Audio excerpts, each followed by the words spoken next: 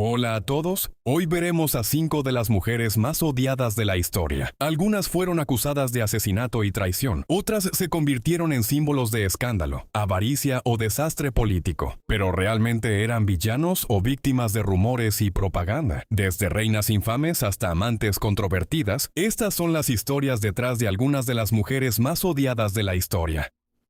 Hola a todos, hoy vamos a hablar de Lucrecia Borgia, una noble española e italiana, que se casó con varios señores italianos prominentes a finales del siglo XV y principios del siglo XVI.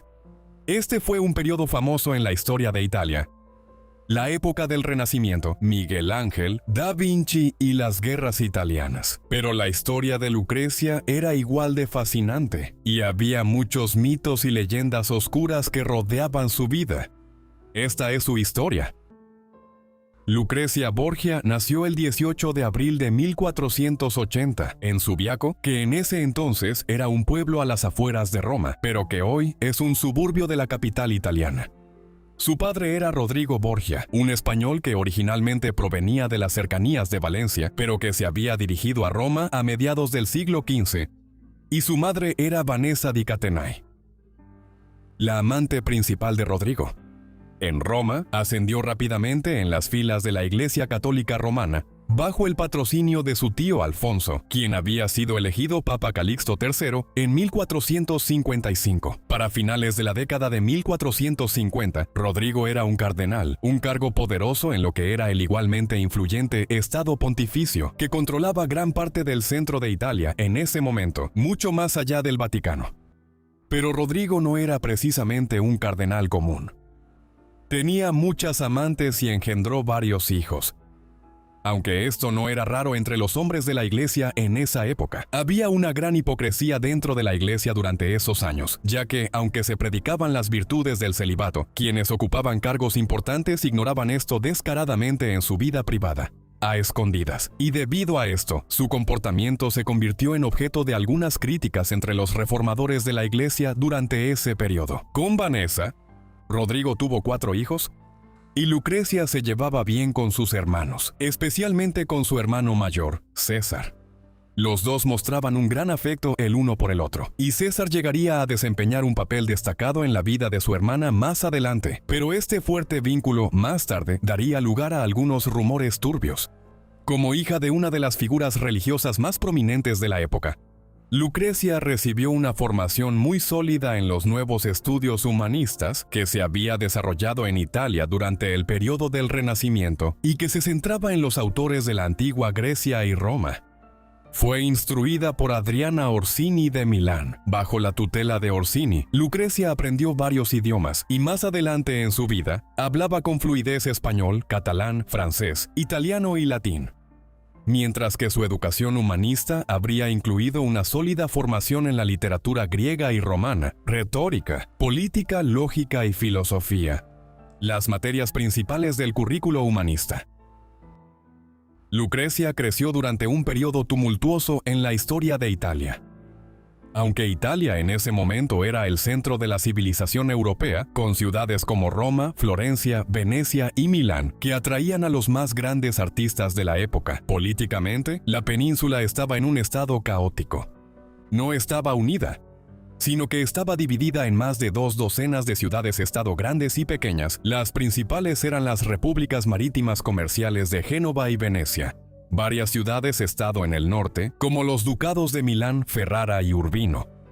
Florencia en la Toscana, que tenía la apariencia de una república, pero que en realidad estaba gobernada por la famosa familia Medici, y el Estado Pontificio gobernado desde Roma en el centro de Italia.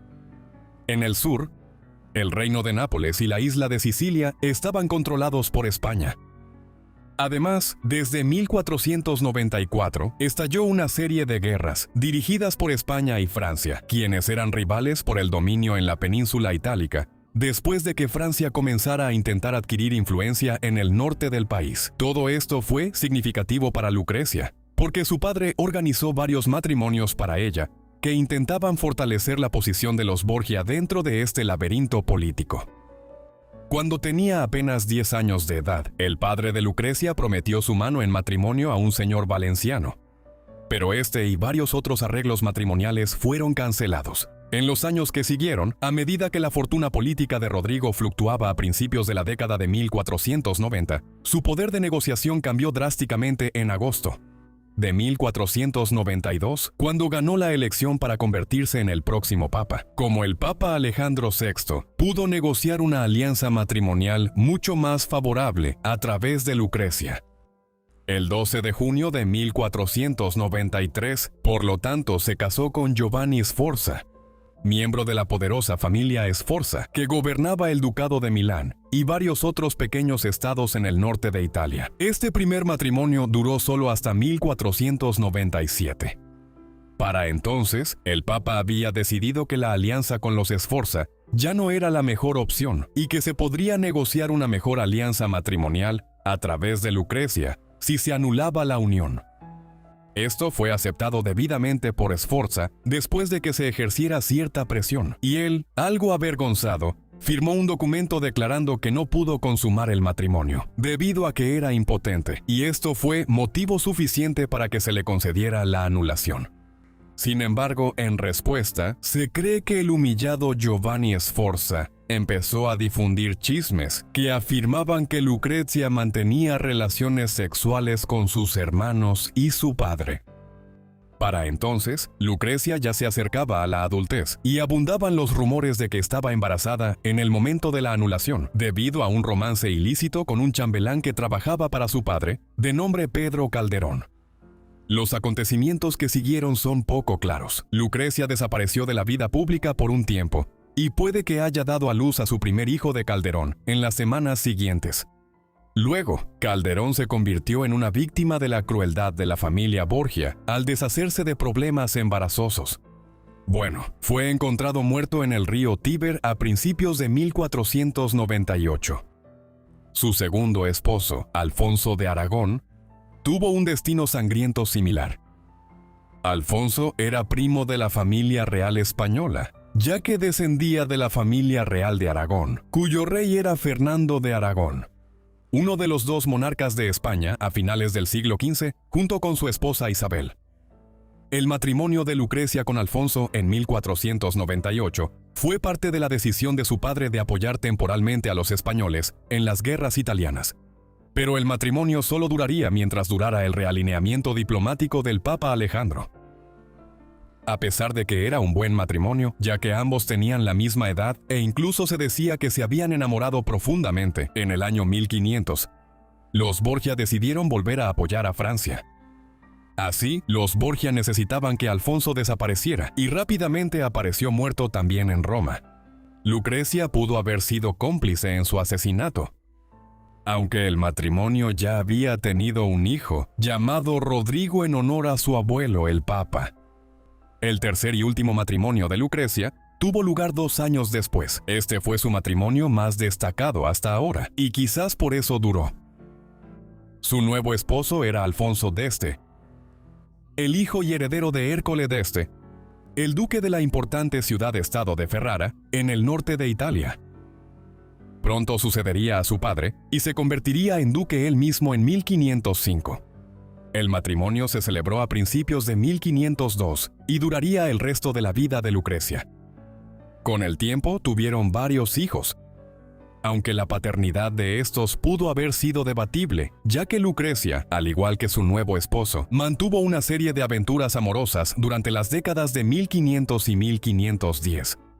Estas incluyeron una relación duradera entre Lucrecia y el marqués de Mantua, Francesco Gonzaga, y un romance aparte con el compositor renacentista y teórico literario Pietro Bembo, quien era ampliamente considerado como el que formalizó el dialecto del italiano toscano, que posteriormente se convirtió en la versión estándar del idioma italiano, utilizada en toda la península. Las relaciones familiares de Lucrecia y sus numerosos romances y matrimonios la convirtieron en el centro de chismes sensacionalistas y muchos mitos en la Italia de finales del siglo XV y principios del siglo XVI. Para empezar, hubo muchos rumores sobre hijos ilegítimos que tuvo con sus amantes. El primero fue Giovanni a principios de 1498. Se rumora que fue producto del desafortunado romance de Lucrecia con Calderón. aunque la paternidad de Giovanni aún se disputa. Además, acusaciones de una relación incestuosa con su hermano, César, abundaron durante su vida, particularmente después de que su segundo esposo fue asesinado en Roma, en 1500, y se sospechaba ampliamente que César había ordenado el asesinato. Sin embargo, es poco probable que esto tuviera algo que ver con unos extraños celos de amante, sino que más bien se debió a las actividades políticas de César en ese momento. El hermano de Lucrecia había actuado como su padre, el general del Papa, al extender el territorio del Estado Pontificio en el centro de Italia a finales de los años 1490, y su decisión de matar a Alfonso de Aragón en 1500 fue una decisión puramente política relacionada con el realineamiento diplomático del papado y su alianza con Francia en ese momento. Lucrecia también se ganó la reputación de ser una femme fatale, alguien que seducía a los hombres a su antojo y que podía envenenarlos con la misma facilidad. Se rumoraba, por ejemplo, que usaba un anillo hueco que se abría para permitirle verter veneno en las bebidas de sus víctimas desprevenidas. Un incidente notorio en el que se decía que estuvo involucrada fue el Banquete de las Castañas, una fiesta celebrada en Roma el 30 de octubre 1501. Aquí Lucrecia, su hermano César y su padre, el Papa Alejandro, se decía que habían estado involucrados efectivamente en casi una orgía que incluía a parte de la nobleza de Roma y a decenas de cortesanas de la ciudad. Solo existe un relato del banquete, hecho por el maestro de ceremonias de la corte papal de esa época, Joan Bouchard, y ahora se asume que la historia posiblemente fue completamente inventada para manchar el nombre de la familia Borgia. Sin embargo, es posible que Lucrecia no haya sido ni una femme fatale, ni particularmente más escandalosa en su vida amorosa que cualquier otra dama aristocrática en la Italia del Renacimiento tardío. No hay duda de que los contemporáneos la consideraban especialmente atractiva, pero su buena apariencia no necesariamente implicaba algún comportamiento sórdido en particular. Más bien, parece haber sido estigmatizada debido a las acciones bastante dudosas de su familia a finales del siglo XV y comienzos del XVI. Su padre, el Papa, tuvo varias amantes y animó a su hijo a forjar su propio reino en el centro de Italia, utilizando los recursos de la Santa Sede de Roma para hacerlo. Y César fue el más notorio de los señores renacentistas que sumieron el centro de Italia en el caos en la década de 1490, y se dice que fue una gran influencia para Nicolás Maquiavelo, cuando algunos años después se dispuso a escribir su notorio tratado político El Príncipe.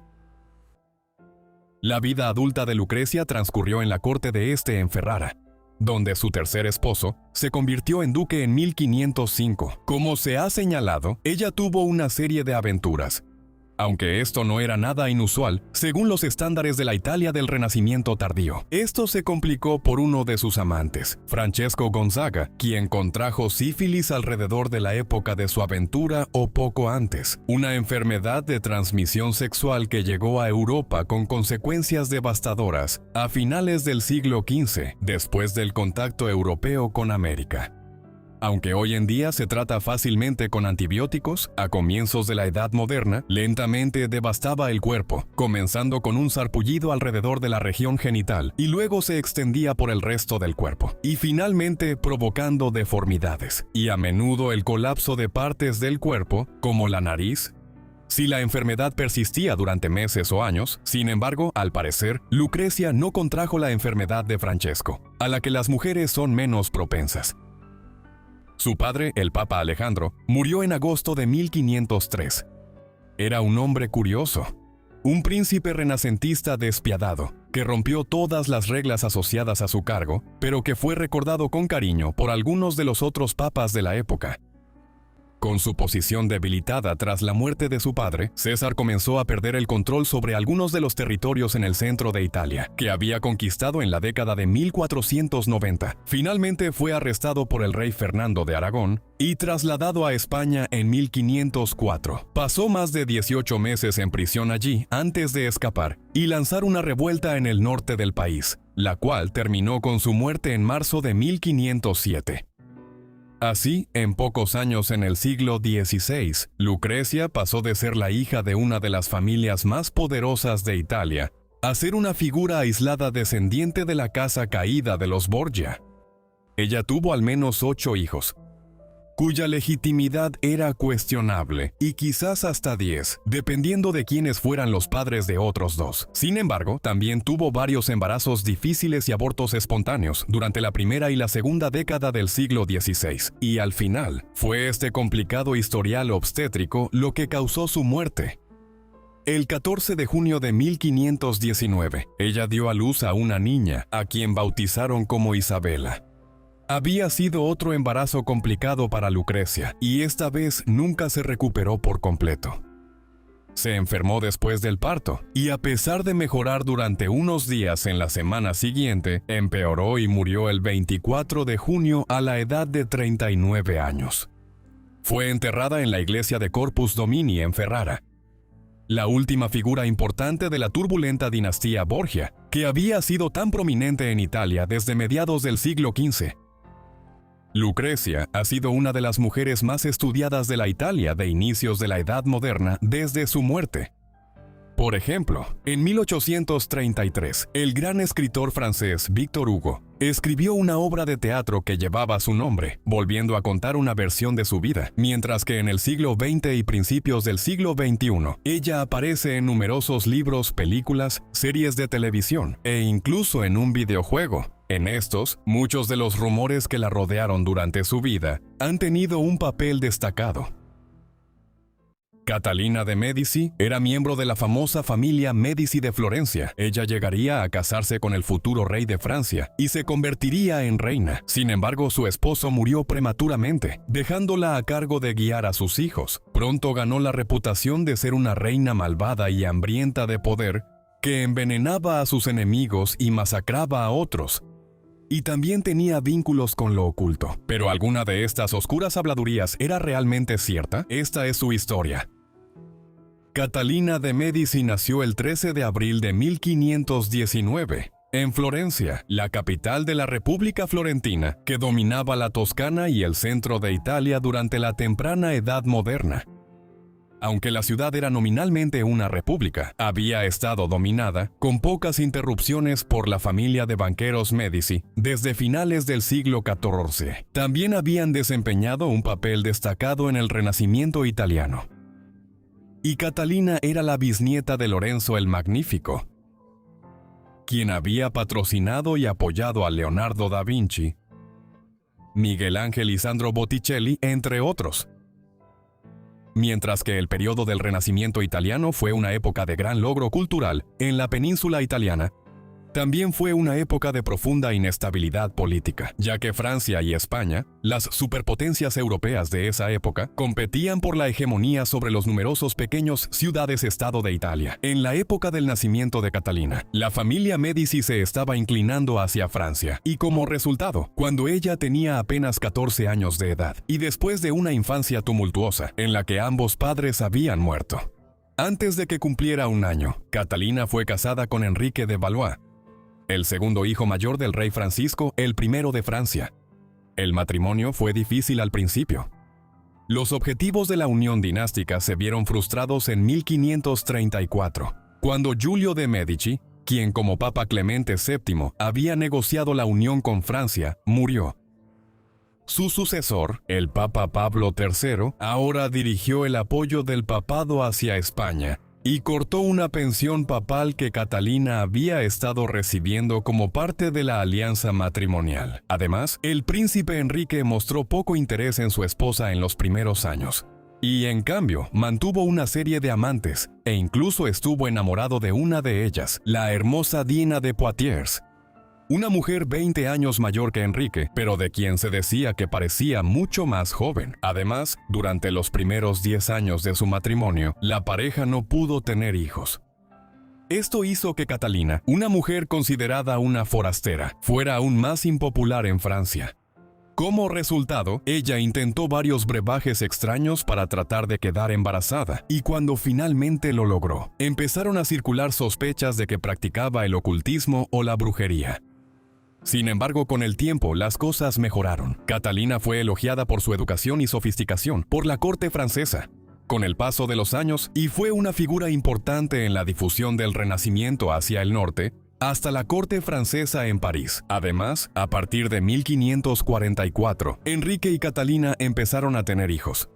Cuando llegó uno, pronto llegaron más, y en total hubo 10 niños durante los siguientes 14 años, de los cuales 7 sobrevivieron hasta la edad adulta. Catalina también había quedado en posición de convertirse en reina. En 1536, el hermano mayor de Enrique, Francisco, el heredero designado de su padre, Francisco el I, contrajo una fiebre y murió. Enrique era ahora el heredero designado al trono, y cuando el monarca de largo reinado finalmente murió en 1547, Enrique accedió al trono como Enrique II, con Catalina como su reina. Sin embargo, su relación se mantuvo distante en muchos sentidos, y Enrique no permitió que su esposa ejerciera ninguna autoridad política real.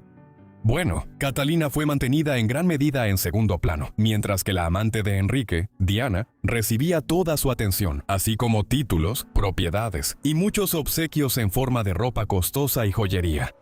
Enrique incluso nombró a Diana como dama de compañía de Catalina.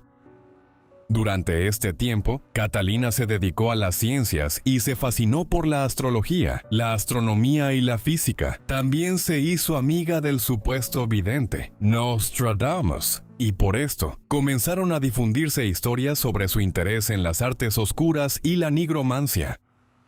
Además de esto, se decía que tenía agentes que usaban veneno para matar a sus enemigos. Y aunque todo esto es cuestionable y probablemente exagerado, se informa que durante su tiempo en Francia, la venta de un antídoto se disparó. Luego, en 1559, Enrique murió en un extraño accidente de justa, durante una serie de juegos organizados para marcar el establecimiento definitivo de la paz con España, después de décadas de lucha. Así, Catalina fue puesta, como una novata política, en el papel de gobernar Francia como reina regente en nombre de su hijo, el nuevo rey Francisco II, y ocuparía una posición prominente en la política francesa durante los siguientes 30 años. Al final, el reinado de Francisco II también resultó ser de corta duración, ya que murió en diciembre de 1560, apenas 17 meses después de convertirse en rey y cuando solo tenía 16 años. No está claro de qué murió, pero la causa más probable fue meningitis. Fue sucedido por su hermano menor, Carlos, quien se convirtió en el rey Carlos IX. El nuevo monarca tenía apenas 10 años, y Catalina tendría que luchar por sus intereses durante muchos años, mientras él crecía dentro del laberinto de la política francesa a mediados del siglo XVI. Catalina tenía mucho trabajo por delante, ya que Francia terminó con un rey niño justo en el momento en que el país necesitaba un liderazgo central fuerte. En el centro de todo esto estaba el tema de la religión. Durante las décadas de los años 30 y 40 del siglo XVI, el protestantismo se había extendido hacia el oeste desde Alemania hasta Europa occidental. Las tierras bajas en torno a los actuales Países Bajos y los cantones suizos se habían convertido rápidamente en regiones donde predominaban los protestantes. Sin embargo, la situación en Francia era más compleja. Algunas partes del país, como el norte y el noroeste alrededor de Normandía y Bretaña, seguían siendo abrumadoramente fieles al catolicismo romano, pero grandes partes del sur de Francia, particularmente aquellas cercanas a la Suiza occidental y la ciudad de Ginebra, adoptaron el protestantismo. Estos protestantes franceses llegaron a ser conocidos como los hugonotes y estaban luchando por la libertad de culto en Francia. Tan comprometidos estaban que en 1562 los hugonotes entraron en guerra con el gobierno francés para obtener la libertad de culto. Fue el inicio de las guerras de religión en Francia, que atormentarían a Francia durante el resto del siglo XVI. Catalina fue fundamental en las guerras de religión, durante las cuales se encontró intentando negociar entre los dos bandos. Los hugonotes por un lado, liderados por Gaspar de Coligny, y la ultracatólica Casa de Guisa por el otro lado. La facción de Guisa buscaba controlar la monarquía y dominar el gobierno del joven Carlos durante la década de 1560. El objetivo de Catalina era seguir una vía intermedia entre las fuerzas opuestas y lograr el mejor resultado posible para su hijo cuando alcanzara la mayoría de edad.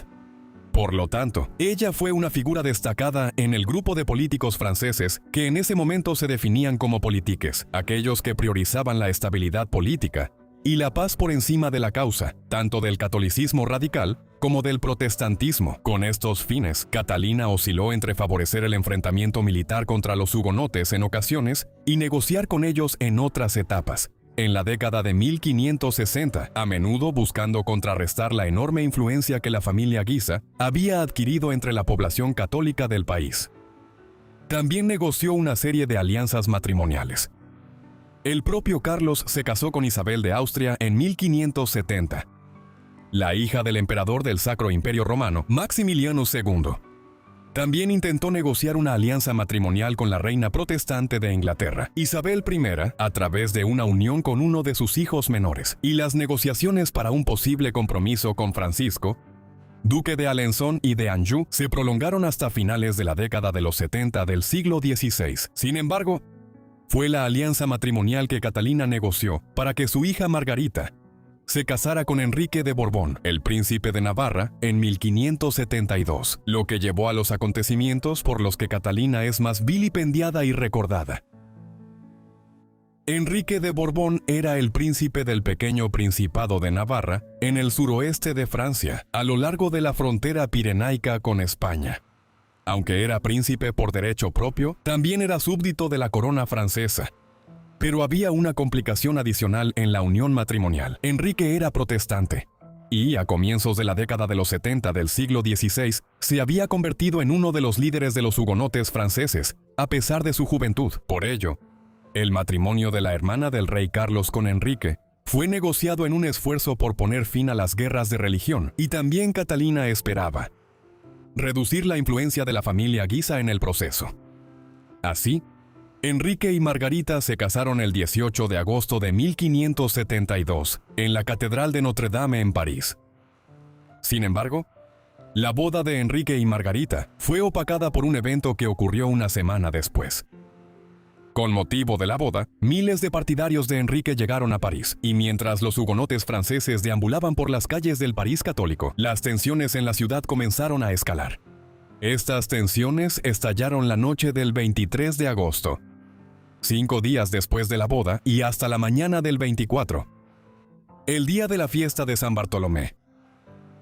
La masacre de San Bartolomé, como se le conocería, fue uno de los incidentes más infames de violencia religiosa perpetrados durante las guerras de religión, que azotaron Europa durante un siglo tras la Reforma Protestante.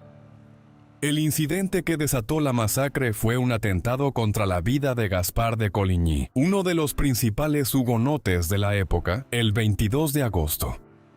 Las tensiones estallaron en París como resultado, y en la noche del 23, esto se desbordó cuando los católicos de todo París comenzaron a atacar a los miles de hugonotes que estaban visitando la ciudad. Para la mañana del 24, la violencia se había extendido ampliamente fuera de la propia ciudad de París. Para cuando terminó, al menos 5.000 personas, en su mayoría protestantes franceses, habían sido asesinadas, y quizás hasta 20.000. Mientras cadáveres y sangre cubrían las calles del centro de París. Catalina pronto sería vilipendiada por haber instigado la masacre, y la suposición de que ella provocó la violencia y no logró que su hijo, el rey Carlos IX, la detuviera. Esto llevó a que desarrollara una reputación como la Reina Negra o una gran manipuladora.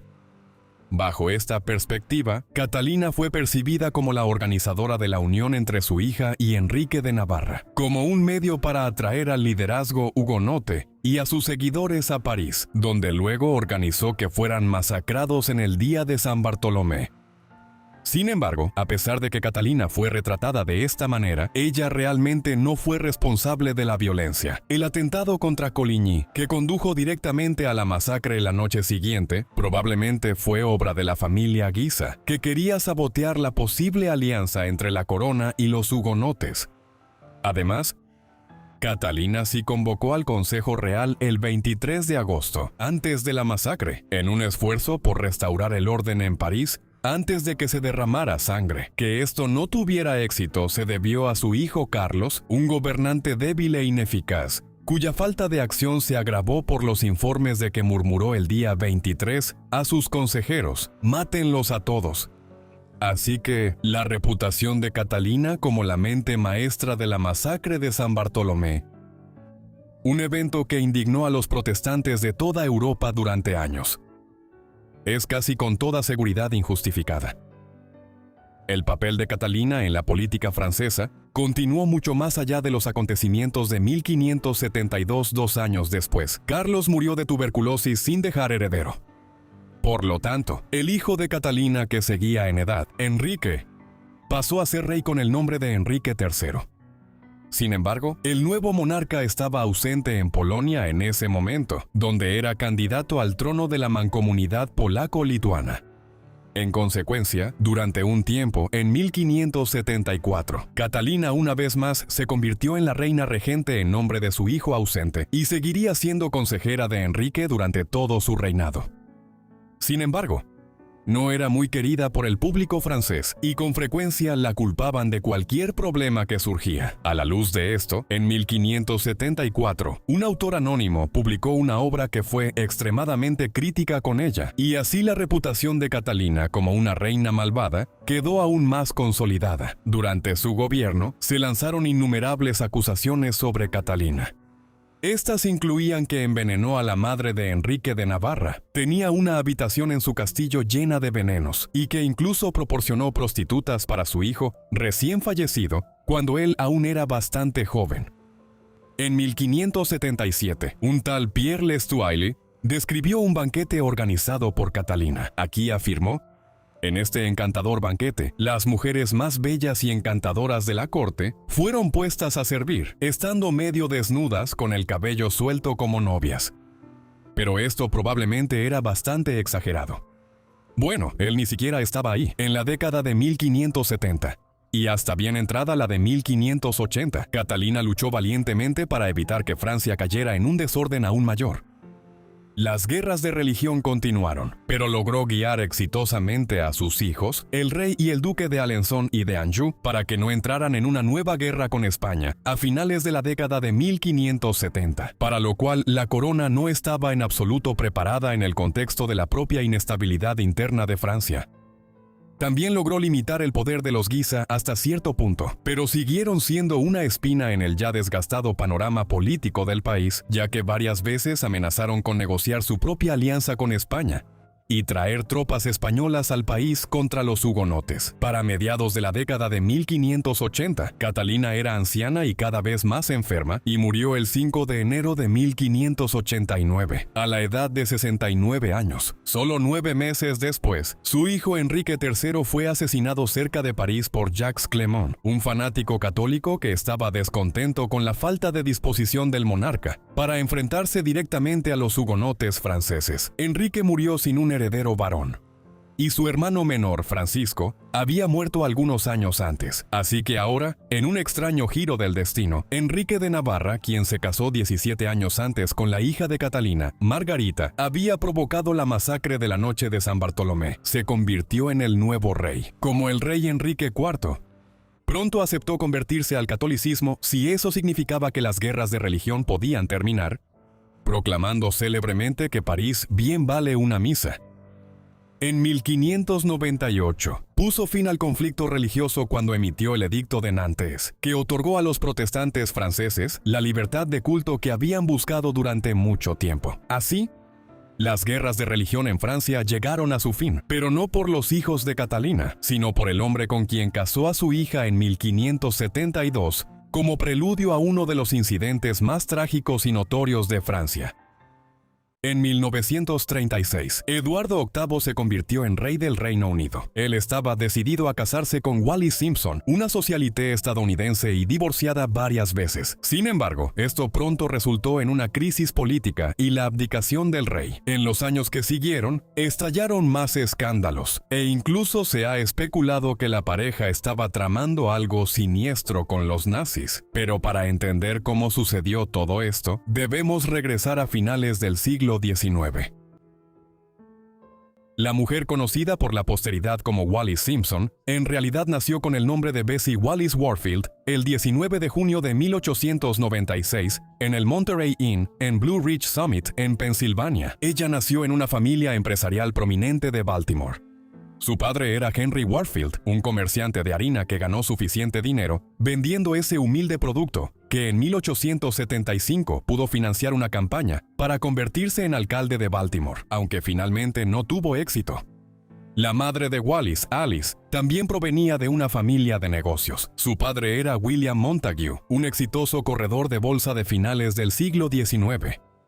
A pesar de la riqueza de sus padres, la infancia de Wallis fue difícil. Su padre murió de tuberculosis en noviembre de 1896, menos de 6 meses después de su nacimiento. Para empeorar las cosas, la relación de su madre con su familia era tensa, quizá debido al hecho de que Wallis había nacido fuera del matrimonio. Por lo tanto, Alice y Wallis dependían de la caridad del hermano de Henry Warfield, Solomon, el tío de Wallis, durante gran parte de su juventud mientras crecía en Baltimore. Durante este tiempo, Wallis se destacó en sus estudios y en la década de 1910 ya se perfilaba como una joven inteligente. El 8 de noviembre de 1916, Wallis se casó con Earl Winfield Spencer Jr., un piloto de la Marina de los Estados Unidos, a quien había conocido poco más de 6 meses antes, durante una visita a Florida. No fue una unión feliz. Spencer, como pronto se supo, era alcohólico, alguien a quien incluso le gustaba volar ebrio. Una vez se estrelló en el mar, pero salió prácticamente ileso. Para finales de la década de 1910, la relación estaba fracturada y Wallis y Earl estaban separados por temporadas. Permanecieron casados hasta 1927, pero durante muchos años se vieron muy poco, ya que él estaba destinado en varias bases militares en Estados Unidos, mientras que Wallis viajaba al extranjero con regularidad, pasando tiempo en China, Hong Kong, París y otros lugares. 8 meses después de que se finalizara el divorcio de Wallis de su primer esposo, se casó con Ernest Aldrich Simpson, un ejecutivo naviero estadounidense con amplios intereses comerciales en Gran Bretaña. Por lo tanto, se casaron en Londres y fue aquí donde vivieron principalmente durante los siguientes años. La felicidad matrimonial no duró mucho y ambos fueron infieles, aunque su matrimonio duró solo sobre el papel casi una década. Este segundo matrimonio no tuvo hijos, ni tampoco ninguna de las otras uniones de Wallis. Fue durante su matrimonio con Ernest que Wallis conoció a Eduardo, príncipe de Gales, el heredero al trono de Gran Bretaña. Esto fue en enero de 1931. Siguieron en contacto después de eso, pero aparentemente no fue sino hasta 1934 que su relación se convirtió en una relación sexual, aunque Wallis seguiría oficialmente casada con Ernest hasta 1937. La relación entre el príncipe y Wallis fue considerada problemática por la familia real y el gobierno británico tan pronto como salieron a la luz los detalles. En la década de los 30, el divorcio todavía se consideraba controvertido, y la idea de que el heredero al trono se casara con una mujer estadounidense y una que se había divorciado de su primer esposo y había cometido adulterio en su segundo matrimonio cuando se involucró con Eduardo, fue visto como un escándalo. Por lo tanto, los servicios secretos británicos y la policía metropolitana abrieron un expediente sobre Wallis en 1935. La controversia que rodeaba la relación de Wallis con Eduardo llegó a su punto máximo en 1936, cuando el padre del príncipe, el rey Jorge V, murió. Eduardo ascendió automáticamente al trono como el rey Eduardo VIII. Él tenía toda la intención de casarse con Wallis, quien había solicitado el divorcio de Ernesto, y se sabía que les había dicho a sus amigos y conocidos en ese momento que esperaba convertirse pronto en reina. Sin embargo, el gobierno tenía otras ideas. El primer ministro conservador Stanley Baldwin y sus ministros comenzaron a maniobrar tras bambalinas para preparar al hermano menor del príncipe, Alberto, para que lo sustituyera en caso de que Eduardo tuviera que ser removido como rey si la controversia explotaba. Y eso fue exactamente lo que sucedió. Cuando Eduardo dejó en claro que tenía la intención de seguir adelante y casarse con Wallis, el gobierno de Baldwin dejó en claro que la sociedad británica no la toleraría como reina. Así, el 11 de diciembre de 1936, menos de 11 meses después de su ascenso al trono, Eduardo abdicó al trono y fue sucedido por Alberto, quien tomó el nombre de Jorge VI como rey. Después de la abdicación de Eduardo, el gobierno quería que el ex-rey y su futura esposa desaparecieran de la vida pública británica en la mayor medida posible. Por lo tanto, cuando se propusieron planes para que se mudaran a Francia, Jorge VI y la administración de Baldwin hicieron todo lo posible para facilitar esto. Eduardo y Wallis recibirían los títulos de duque y duquesa de Windsor y se les otorgó una enorme suma de dinero y una pensión permanente para que pudieran vivir cómodamente en el extranjero.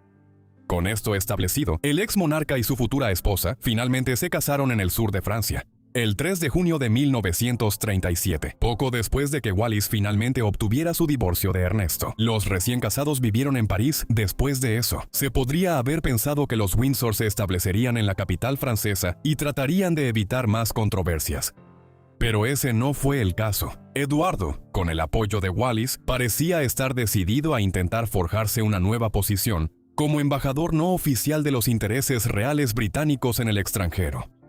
Como parte de este esfuerzo por fomentar nuevos vínculos, Eduardo y Wallis decidieron hacer un viaje al extranjero en el otoño de 1937, a un país que no podría haber sido más polémico. Visitarían la Alemania nazi.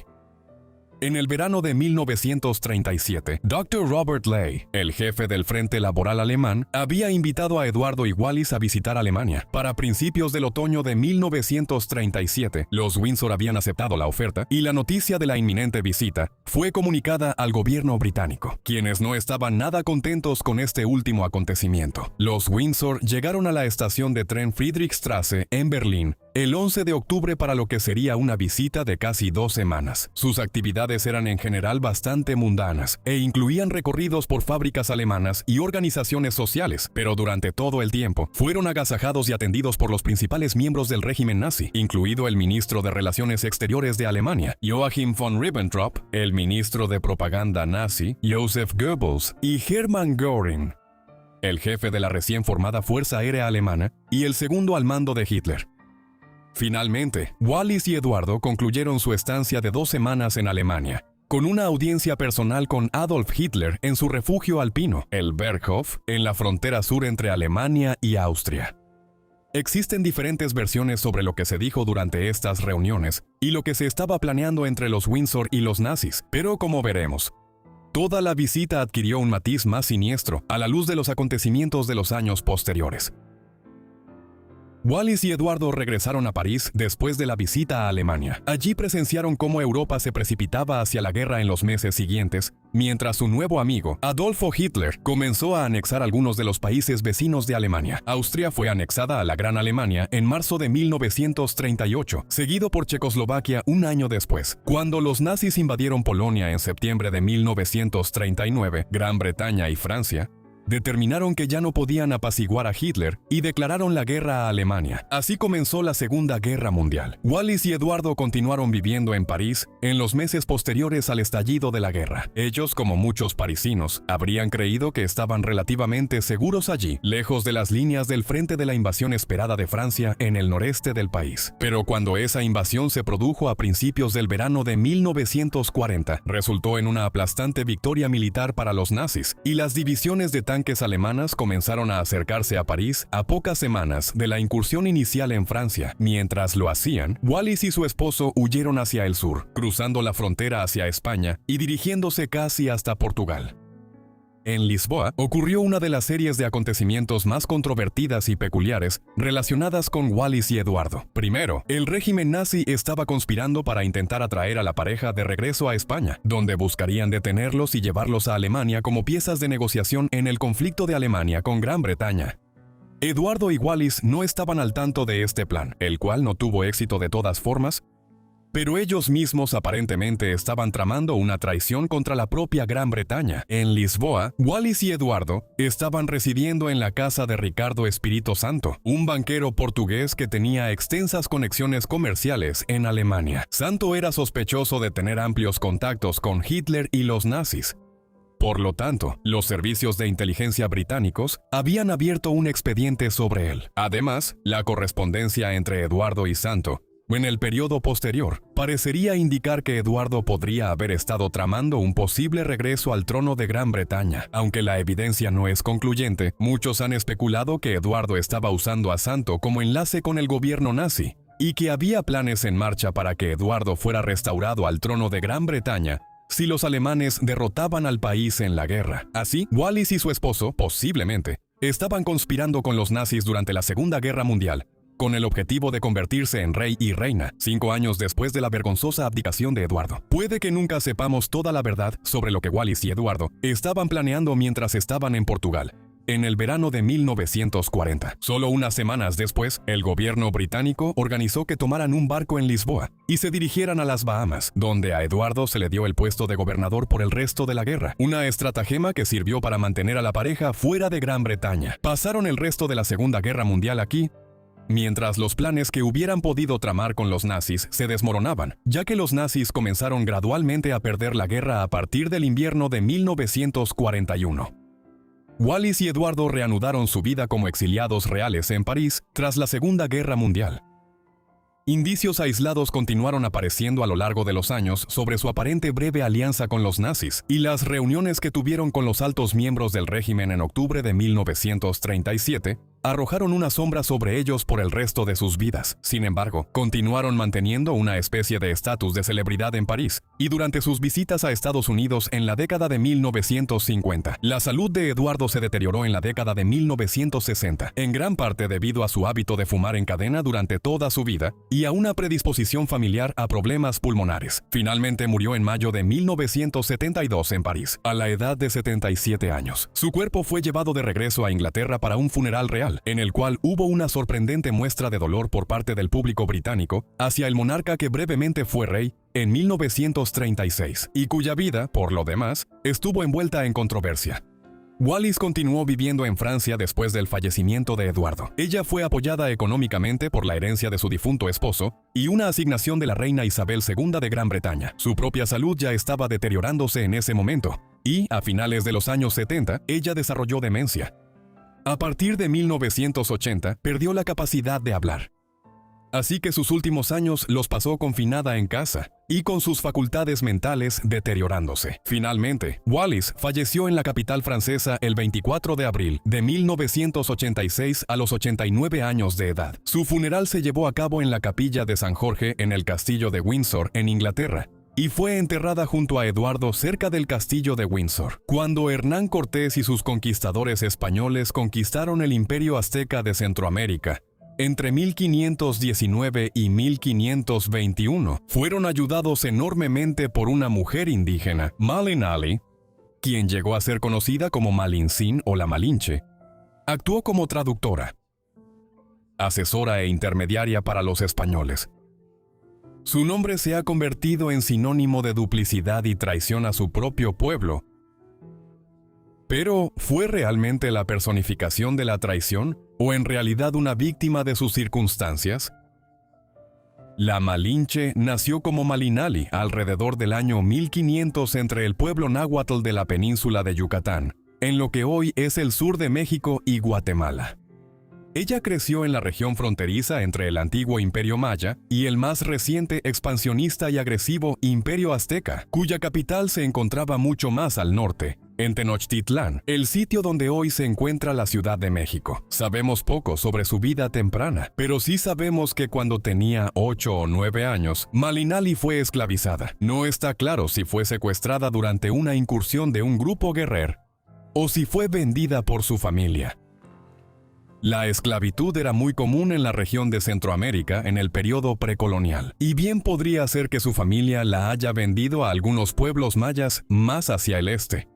Esta es la versión de los hechos, que fue presentada por Bernal Díaz del Castillo, un soldado español que acompañó a Hernán Cortés cuando conquistó México, y que más tarde escribió una historia de estos eventos, titulada La verdadera historia de la conquista de la Nueva España, en la década de 1560. Cualesquiera que hayan sido las circunstancias de cómo llegó a ser esclavizada, sí sabemos que el cautiverio de Malinali llevó a un desarrollo muy importante. Hasta este punto en su vida, ella había hablado el idioma náhuatl del pueblo azteca. Ahora se encontraba viviendo entre el pueblo maya que hablaba maya yucateco. Como consecuencia, Malinali se volvió bilingüe. Esto tendría una gran importancia para su historia posterior. Otros detalles de la vida de Malinali como esclava entre los mayas de la península de Yucatán En los años siguientes, son muy escasos. Es posible que haya sido intercambiada varias veces y que haya vivido en diferentes lugares. Lo que sí sabemos es que seguía siendo una esclava, una que estaba entrando en su adultez temprana en 1518, cuando los primeros exploradores españoles, navegando desde las colonias españolas en el Caribe, llegaron a la península de Yucatán y entraron en contacto con los nativos de Centroamérica. Este primer contacto rápidamente llevó a una intervención más sostenida en la región. Al año siguiente, en 1519, un comandante militar español llamado Hernán Cortés lideró una expedición desde la colonia española en la isla de Cuba hasta la península de Yucatán.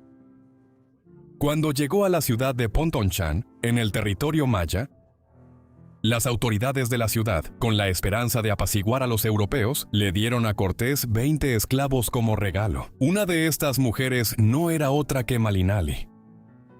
Al principio, Malinali fue tratada igual que las demás esclavas. Fueron bautizadas como cristianas y se les dieron nombres europeos. Cortés entonces le dio a Malinali a uno de sus seguidores de mayor rango, y quizá no pensó mucho más en ella, pero entonces se hizo un descubrimiento.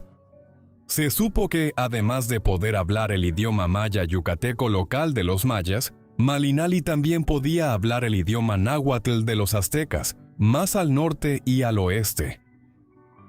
Cortés había llegado a Centroamérica decidido a conquistar a los aztecas, tras oír hablar de las riquezas de su imperio por parte de los españoles que habían llegado a Centroamérica el año anterior. Por lo tanto, se determinó que Malinali podía ser utilizada como intérprete para los españoles.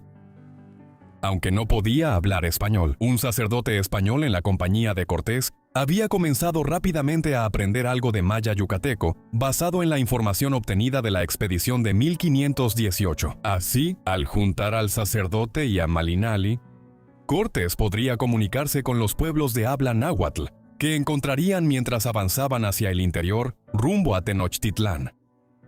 Por lo tanto, recuperó a Malinali del español al que se la habían entregado. De ahora en adelante, ella sería la compañera constante de Cortés en Centroamérica, y siempre la representaban muy cerca de Cortés, en cualquier pintura o dibujo que se hiciera de los eventos que ocurrieron después. Habiendo asegurado la costa de la península de Yucatán, Cortés y sus seguidores se movieron hacia el interior en los meses siguientes. Mientras lo hacían, hicieron la guerra a varios pueblos y aldeas nahuas, pero con otros negociaron. Malinali fue fundamental en estas negociaciones. Los españoles eran relativamente pocos en 1519. Si Cortés y sus hombres iban a conquistar Tenochtitlan, necesitarían aliados entre los otros pueblos de habla náhuatl de la región de México. Pronto consiguieron estos aliados de los tlaxcaltecas y la gente de Texcoco de la zona, quienes estaban resentidos por el dominio azteca en Centroamérica, particularmente por tener que entregar personas como tributo a los aztecas, quienes eran sacrificados durante los festivales religiosos en Tenochtitlán. Usando a Malinali como intérprete, Cortés pudo ganarse a estos pueblos para la causa española contra los aztecas.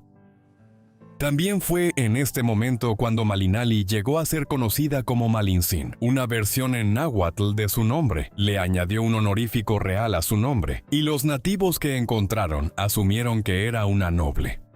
Bueno, ella tenía una prominencia significativa dentro del séquito de Cortés. Los españoles luego hispanizaron su nombre como Malinche, y le agregaron la, antes para llamarla señora. Tal era la estima que los españoles le tenían. Finalmente, la expedición española llegó a Tenochtitlán en noviembre de 1519. Allí se encontraron con el emperador azteca Moctezuma II, quien habló con Cortés, con la Malinche actuando como intérprete. Moctezuma les dio la bienvenida a la ciudad y aceptó darles alojamiento en la parte central de Tenochtitlán. Las creencias populares de que los aztecas adoraban a los españoles como una especie de dioses blancos con armaduras de metal y armas de fuego han sido exageradas. Ciertamente, su superioridad tecnológica habría impresionado a los aztecas, pero Moctezuma no se dejó intimidar. Es más probable que quisiera comerciar con los españoles y empezar a adquirir sus armas. Una leyenda dice que al escuchar la descripción de Cortés, Moctezuma dijo: Él ha aparecido, Él ha regresado. Él vendrá aquí, al lugar de su trono y dosel. Porque eso fue lo que dijo que haría cuando se fue. Según algunos, los españoles eran deidades aztecas perdidas desde hace mucho tiempo. Y debido a una serie de coincidencias, algunos afirmaban que Moctezuma incluso creía que tal vez Cortés era el dios azteca, Quetzalcóatl, quien había prometido regresar algún día para reclamar su reino. Quetzalcóatl, la serpiente emplumada, era considerado un dios de la creación que había sido expulsado y desapareció cruzando el mar hacia el este, cerca de Veracruz, donde Cortés había desembarcado. Además, la leyenda decía que Quetzalcóatl tenía la piel blanca, barbudo, y se oponía al sacrificio humano, igual que Cortés. Sin embargo, la coincidencia más inquietante era que el año en que Quetzalcóatl debía regresar para traer la paz al imperio azteca era 1519, el mismo año en que Cortés llegó. Los españoles permanecieron en Tenochtitlán por más de medio año como invitados de los aztecas. Pero las relaciones eran cada vez más tensas, sobre todo debido a la condena española de algunas de las prácticas religiosas y sociales de los aztecas. Las cosas llegaron a un punto crítico a principios del verano de 1520, cuando llegó a Cortés la noticia de que algunas de sus tropas en la costa habían sido atacadas. Quizás los aztecas habían sido responsables. Estos eventos culminaron en la noche del 30 de junio de 1520, que se ha conocido como la llamada Noche Triste. Algunas historias cuentan que el pueblo mexica, cansados de que Moctezuma intentara apaciguar a los españoles, atacaron al emperador y lo apedrearon hasta matarlo. Sin embargo, también es posible que Cortés haya matado al emperador. Cualesquiera que hayan sido las circunstancias exactas, el ambiente en Tenochtitlán ahora se volvió hostil. Los aztecas atacaron a los españoles y durante el transcurso de la noche, los españoles tuvieron que abrirse paso luchando para salir de la ciudad, perdiendo a muchos de sus hombres y seguidores en el camino. De nuevo, la Malinche pudo haber sido fundamental en estos acontecimientos, ya que pudo haberle informado a Cortés que los aztecas se estaban preparando para atacar a los españoles. Después de los acontecimientos de la Noche Triste, los españoles entraron en una guerra total contra los aztecas. Cortés y sus seguidores pasaron meses reuniendo a sus aliados nahuas por toda Centroamérica, antes de regresar a Tenochtitlán al año siguiente. Cuando lo hicieron, regresaron a una ciudad azteca, que estaba gravemente debilitada por una pandemia de viruela, que había sido desatada en la ciudad por los españoles. Los aztecas no tenían inmunidad contra esta enfermedad europea y diezmó la población de la ciudad.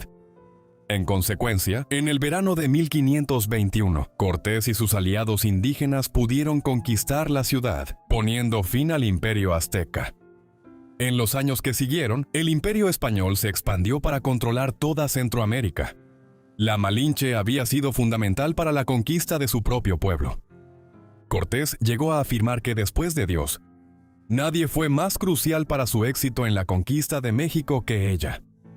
Sin embargo, su historia no termina ahí. Una vez que la conquista de los aztecas se completó, ella continuó viviendo con Cortés durante algún tiempo. En 1522, ella le dio un hijo llamado Martín. Por esta razón, ella se ha hecho conocida como la madre de la raza mestiza. Los mestizos son las personas de raza mixta que surgieron en América Latina en las décadas siguientes, a través del mestizaje entre los nativos y los españoles. Sin embargo, la Malinche no se casó con Cortés. Él ya estaba casado, y cuando su esposa llegó a México en 1522, decidió que la Malinche tenía que salir de su casa. En consecuencia, ese año, se casó con Juan Jaramillo, uno de los capitanes de Cortés. Esta unión convirtió a la Malinche en una noble española libre. Luego dio a luz a una hija en 1526. Sus hijos con el tiempo pasarían a formar parte de la nobleza mexicana y española, pero ella nunca viviría para ver esto. En 1529, la Malinche, como tantos otros nativos de Centroamérica, cayó víctima de la viruela. Ella tenía quizá unos 29 años en ese momento. Hay un gran debate sobre cómo debería ser recordada la Malinche. Su nombre mismo se ha convertido en sinónimo de traición. En Centroamérica, y en México en particular, malinchista es un término para referirse a un compatriota desleal. Después de todo, esta fue una mujer que ayudó a los españoles a conquistar y destruir la civilización de su propia tierra natal. Y sin embargo, tal vez, ella no debe ser considerada responsable de los eventos en los que estuvo involucrada, sino que en realidad fue una víctima de las circunstancias. Después de todo, ella se involucró por primera vez con los españoles como resultado de haber sido esclavizada cuando era niña. Su papel como traductora no era algo que ella hubiera planeado, y es muy probable que la hayan obligado a hacerlo una vez que Hernán Cortés y sus seguidores se dieron cuenta de que podía serles útil para comunicarse con la gente que hablaba náhuatl. En cualquier caso, incluso si fue una aliada voluntaria de Hernán Cortés y sus conquistadores españoles, quizá no deberíamos juzgarla tan duramente por esto. Después de todo lo que hacía era ayudar a alguien en contra de la sociedad que la había esclavizado en primer lugar. Puede que nunca sepamos lo que realmente pensaba de sus circunstancias, pero no se puede negar que la Malinche fue una figura clave en la destrucción del Imperio Azteca y la transformación de Centroamérica durante el siglo XVI. Durante 2 décadas, entre 1788 y 1808, María Luisa de Parma fue la reina consorte de España. Sin embargo, oscuras acusaciones abundaron durante su vida, desde infidelidades en serie hasta envenenar a sus enemigos. Si alguno de estos rumores era cierto, sigue siendo motivo de debate hoy en día, pero en cualquier caso, ella era sumamente impopular en su país. Acompáñame mientras exploramos su vida. María Luisa de Palma nació el 9 de diciembre de 1751 en la ciudad de Palma, en el norte de Italia. En ese momento, Italia estaba dividida en numerosos pequeños estados, y en 1748, el Ducado de Parma había sido otorgado a la Casa Real de Borbón. Esto fue gracias al Tratado de Aquisgrán, que puso fin a la Guerra de Sucesión Austriaca. Diferentes ramas de los Borbones gobernaban Francia y España, y se determinó que el padre de María Luisa, Felipe, el segundo hijo del rey Felipe V de España, adquiriría el ducado. Así, María nació en la ciudad italiana poco más de 2 años después de que su padre llegara allí como duque de Palma. La madre de María Luisa era Luisa Isabel, la hija mayor del rey Luis XV de Francia. Ella tenía un parentesco cercano con Felipe, con quien se casó en 1739, continuando una tradición de matrimonios entre primos cercanos entre las familias reales de Europa. Ella y Felipe tuvieron 3 hijos que vivieron hasta la edad adulta. Isabela nació en 1741, no mucho después de que se casaron. 10 años después, en enero de 1751, nació un niño llamado Fernando. Solo unas semanas después, Luisa Isabel quedó embarazada, y así nació María Luisa 11 meses después. Los 3 niños y sus padres vivían en el Palacio Ducal de color Colonna en Palma, un hermoso edificio que había sido renovado y ampliado hasta convertirlo en un palacio del siglo XVIII. A partir de una imponente construcción medieval, varias décadas antes, María Luisa y sus 2 hermanos supuestamente fueron educados por Etienne Bonnard de Condillac, un destacado erudito francés de la Ilustración, pero no hay pruebas que lo respalden. Bueno, se sabe que Condillac llegó a Palma en 1768 y para entonces María Luisa ya se había ido de Italia. Antes de eso, la familia había experimentado una tragedia cuando la madre de María Luisa murió en 1759, a la que siguió la muerte de su hermana Isabel en 1763. Ambas fueron víctimas de la viruela, la enfermedad más mortal de la Europa de comienzos de la Edad Moderna. Para cuando la madre de María Luisa murió en 1759, ya se había considerado bastante quién sería su esposo, y el príncipe Luis, duque de Borgoña en Francia, era visto como un posible candidato. Sin embargo, él murió de tuberculosis en 1761, cuando tenía apenas 9 años. A partir de entonces, un matrimonio con el príncipe Carlos, el hijo y heredero del rey Carlos III de España, fue propuesto. Siguieron negociaciones y el 4 de septiembre de 1765, el matrimonio se celebró en el Palacio de la Granja, cerca de Segovia, al norte de Madrid. María Luisa tenía solo 13 años, mientras que Carlos tenía 16, y ambos eran primos hermanos. El matrimonio fue difícil en sus primeros años para María Luisa. La madre de Carlos, María Amelia, había muerto algunos años antes, y con Carlos como heredero al trono español, María Luisa se convirtió en la primera dama de la corte española. Sin embargo, varios de sus familiares le tomaron antipatía, en gran parte debido a su actitud dominante percibida hacia su esposo, un joven impresionable que nunca llegó a ser un heredero o gobernante fuerte. El matrimonio de María Luisa no tuvo hijos durante varios años, y cuando finalmente los tuvieron, estuvo marcado por abortos espontáneos y la muerte de varios de sus hijos con Carlos. Esto no era algo poco común. La mortalidad infantil y de niños pequeños era extremadamente alta en la edad moderna, con entre el 30 y el 35% de los niños muriendo antes de cumplir los 10 años. Además, la mortalidad infantil y de niños pequeños era especialmente grave entre algunas de las linajes reales de Europa, un producto de los matrimonios entre parientes dentro de las casas reales. La reina Ana de Gran Bretaña, por ejemplo, había estado embarazada 14 veces a finales del siglo XVII y había perdido a todos sus hijos por abortos espontáneos o por muerte en la infancia o niñez. María Luisa estaba en una situación un poco mejor que Ana. Se cree que ella tuvo 24 embarazos diferentes. 10 de estos terminaron en abortos espontáneos, pero 14 llegaron a término.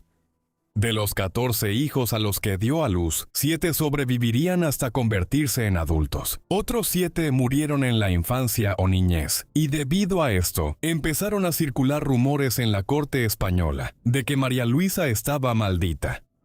El primogénito de María Luisa y Carlos, un niño llamado Carlos Clemente, nacido en septiembre de 1771, murió cuando tenía apenas 2 años y medio. En marzo de 1774, una hija llamada María Luisa, como su madre, murió a los 4 años y medio en el verano de 1782. Gemelos llamados Carlos y Felipe, o Carlos y Felipe, para usar las versiones hispánicas de sus nombres, nacieron en septiembre de 1783, pero eran enfermizos desde su nacimiento, y ambos murieron con 3 semanas y media de diferencia en 1784. Los 7 hijos que llegaron a la adultez fueron Carlota, nacida en 1775, María Amelia, nacida en 1779, María Luisa, nacida en 1782, Fernando, nacido en 1784, Carlos, nacido en 1788, María Isabel, nacida en 1789, y Francisco, nacido en 1794. Varios de ellos se convertirían en reyes y reinas de varios estados europeos. Curiosamente, se cree que María Luisa sufrió un aborto espontáneo, incluso en 1799, para cuando ya tenía casi 50 años, y se podría haber esperado que estuviera en la posmenopausia. Para entonces, su tortuoso historial reproductivo ya había cobrado factura, aunque se le consideraba una mujer atractiva en la década de 1770, cuando tenía 20 y tantos años. Para la década de 1780, María Luisa envejeció prematuramente. Muchos notaron que su piel tenía un tono amarillento, como de ictericia, ya en la treintena, quizá producto de sus aparentemente interminables embarazos y numerosos abortos espontáneos. El suegro de María Luisa, el rey Carlos III, murió en el invierno de 1788, y su esposo ascendió al trono como el rey Carlos IV. Gobernaría durante los siguientes 20 años. María Luisa se convirtió en reina consorte al mismo tiempo. Pronto se entendió que ella era una figura importante detrás del trono. Su esposo no era un gobernante fuerte y fue dominado por su esposa. Por ejemplo, ella asistió a la primera reunión con los consejeros de Estado principales en 1788 y dejó en claro que tenía la intención de desempeñar un papel en el gobierno del país, algo que continuó durante todo el reinado.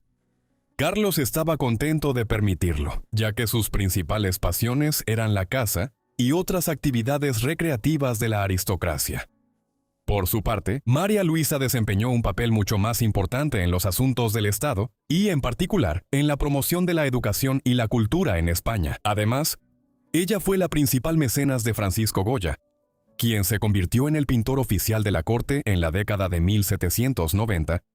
Durante la vida de María Luisa en la corte, hubo interminables acusaciones susurradas a puerta cerrada de que ella cometía infidelidades en serie, teniendo muchos amantes diferentes. Un rumor específico alegaba que ella tenía un romance con Manuel de Godoy, un joven que en la década de 1790 llegó a ser primer ministro de España como secretario de Estado. Su juventud, su rápido ascenso al poder y el patrocinio de la reina, junto con su estrecha relación con ella, dieron lugar a intensas sospechas de que ambos mantenían un romance durante muchos años.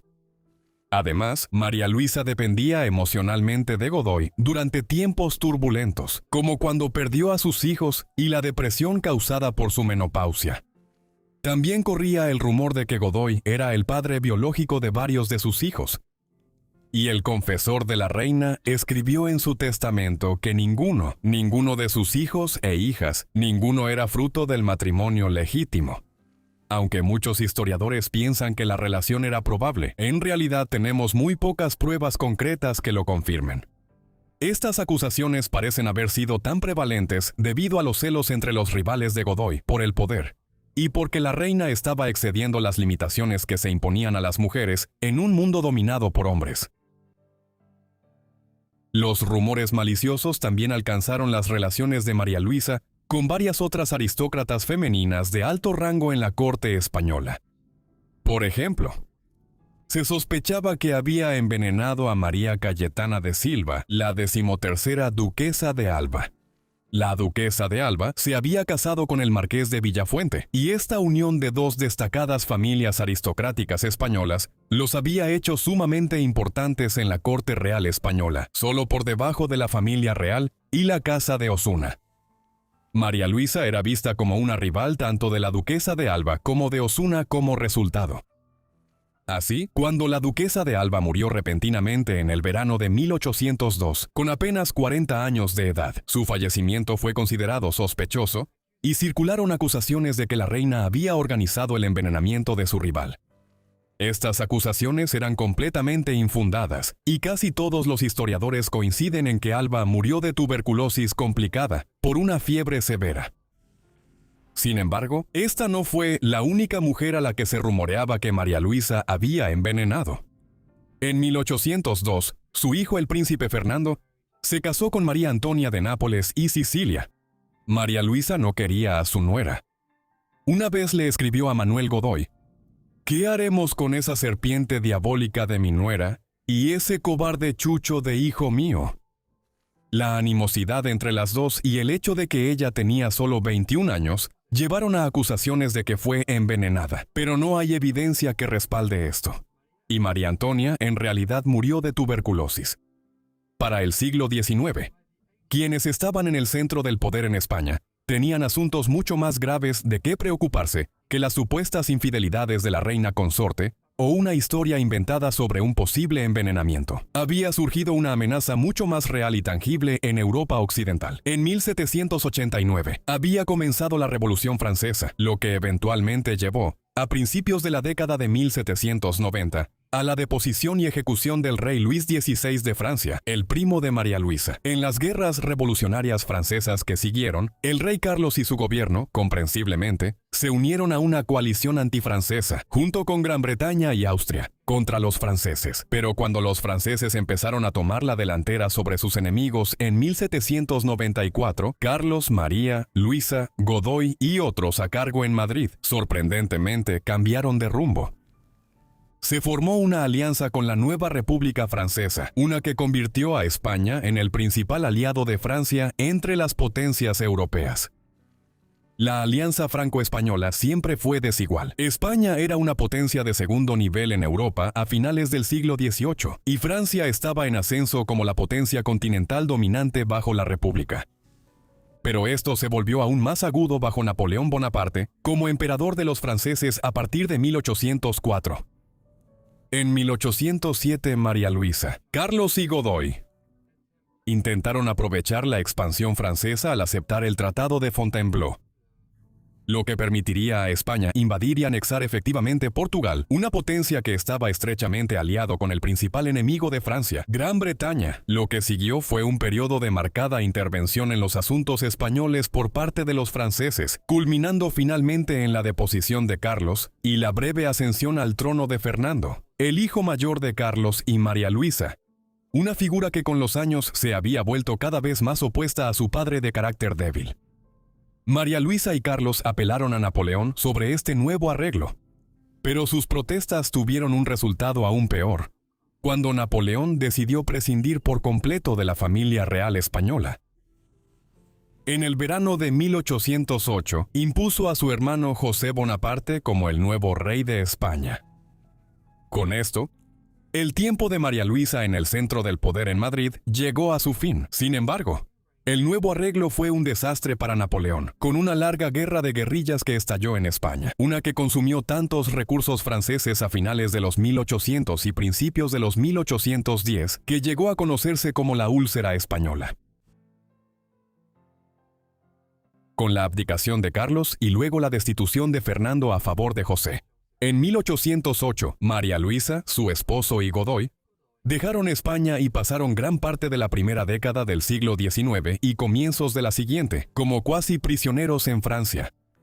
Vivieron en condiciones agradables en Aix-en-Provence y en Marsella, pero al mismo tiempo estaban bajo una forma de detención política para evitar que se convirtieran en una fuente de descontento político si regresaban a España. En 1812, el exrey y la exreina y sus seguidores recibieron permiso para trasladarse a Italia, donde vivieron durante un tiempo en Roma bajo el patrocinio del papado. Los acontecimientos estaban cambiando rápidamente para entonces. Y cuando el imperio de Napoleón se desmoronó a mediados de la década de 1810, tras una desastrosa invasión militar a Rusia, Fernando regresó a España y recuperó el trono allí.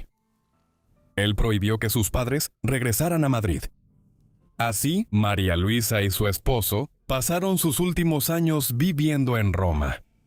Fue un retiro nada desagradable, un retiro durante el cual fue una estrecha confidente del papado y reunió una valiosa colección de arte. Ella murió en la ciudad eterna el 2 de enero de 1819 a los 67 años de edad. Carlos murió apenas 2 semanas y media después. Godoy, mientras tanto, viviría más de 3 décadas más. María Luisa lo había nombrado como beneficiario principal en su testamento, y Carlos le pidió rápidamente que abandonara su corte en el exilio después de su muerte. Quizás los rumores eran ciertos después de todo. Puede que nunca lo sepamos con certeza. Muchas gracias a todos por ver este video recopilatorio sobre estas mujeres históricas. Espero que les haya parecido interesante. Déjenme saber qué les parecieron las vidas de estas mujeres en los comentarios de abajo. Y si tienen alguna sugerencia también háganmelo saber en los comentarios. Espero que todos ustedes estén suscritos y tengan las notificaciones activadas para recibir todos mis videos en cuanto los suba. Y con eso es todo de mi parte. Así que los veré a todos en la próxima vida olvidada. Gracias.